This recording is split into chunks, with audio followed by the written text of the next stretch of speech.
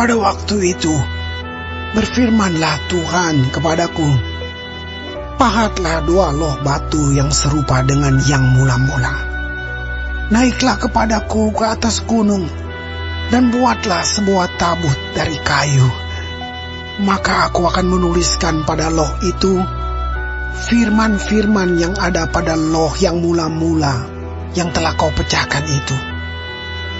Kemudian letakkanlah kedua loh ke dalam tabut itu. Maka aku membuat sebuah tabut dari kayu penaga dan memahat 2 loh batu yang serupa dengan yang mula-mula. Kemudian aku mendaki gunung dengan kedua loh itu di tanganku.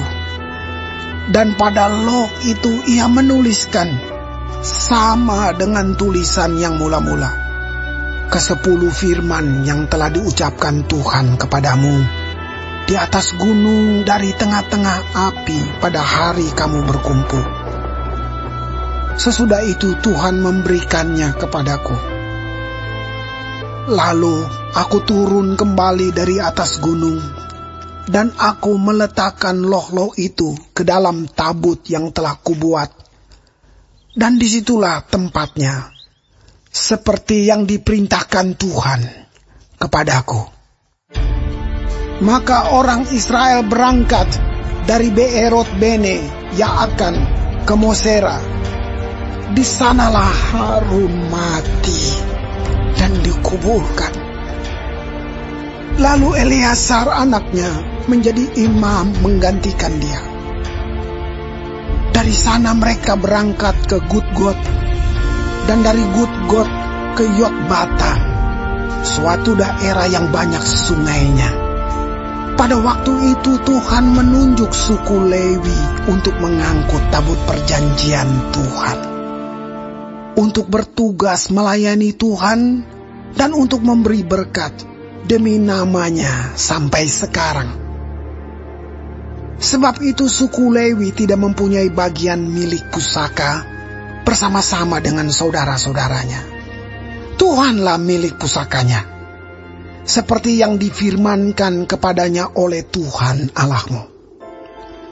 Maka aku ini berdiri di atas gunung, seperti yang pertama kali, 40 hari 40 malam lamanya.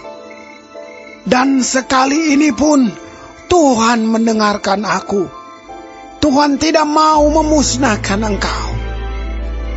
Lalu berfirmanlah Tuhan kepadaku, bersiaplah, pergilah berjalan di depan bangsa itu, supaya mereka memasuki dan menduduki negeri yang kujanjikan dengan sumpah kepada nenek moyang mereka untuk memberikannya kepada mereka.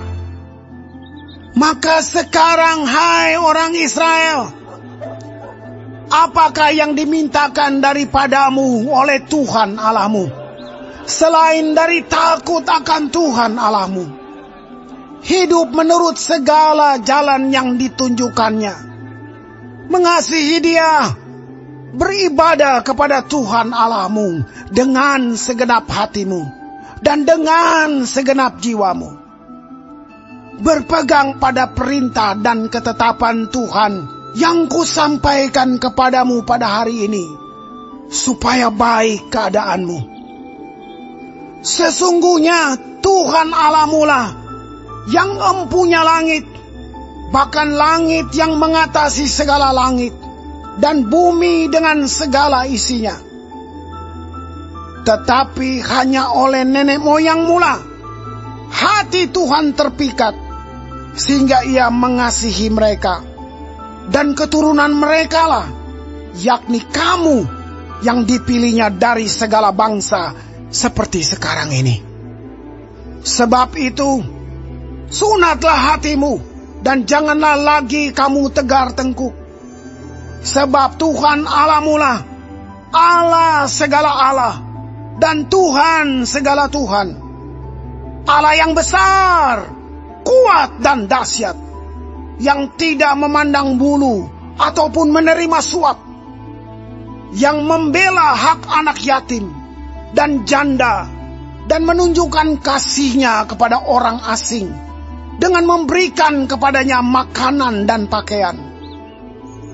Sebab itu, haruslah kamu menunjukkan kasihmu kepada orang asing.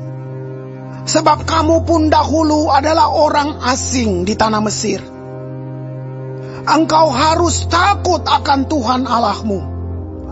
Kepadanya haruslah engkau beribadah dan berpaut. Dan demi namanya haruslah engkau bersumpah.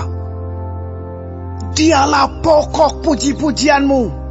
Dan dialah Allahmu yang telah melakukan di antaramu perbuatan-perbuatan yang besar dan dahsyat, yang telah kau lihat dengan matamu sendiri. Dengan 70 orang, nenek moyangmu pergi ke Mesir. Tetapi sekarang ini, Tuhan Allahmu telah membuat engkau banyak seperti bintang-bintang di langit.